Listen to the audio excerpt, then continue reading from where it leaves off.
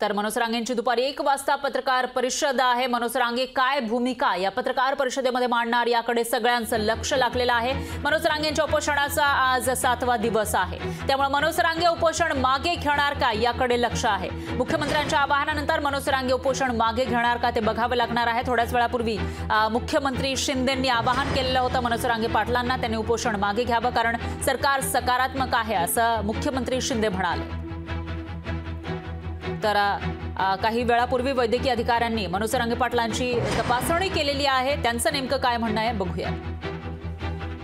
तब्येत तपासणीसाठी त्यांनी विनंती केली तर त्यांनी होकार दिला तपासणीसाठी।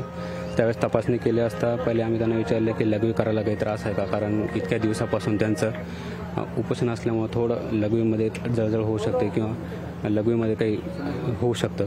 तर ते आम्ही कीटोन बॉडीज आम्ही चेक केले, त्याच्यामध्ये कीटोन बॉडीज जे असते लघवीमधले ते जरा चांगले झालेले आहेत। त्याच्यानंतर त्यांचं ब्लड प्रेशर बघितलं, कालच्यापेक्षा ब्लड प्रेशर आज त्यांचं चांगलं वधारले म्हणजे त्यांच्यात इम्प्रूव्हमेंट झालेली आहे।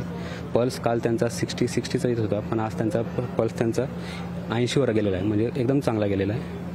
आणि बाकी BP त्यांचा 100/170 mm झालेला आहे, त्यामुळे त्यांची तब्येतीमध्ये थोडी सुधारणा झालेली आहे कालच्यापेक्षा।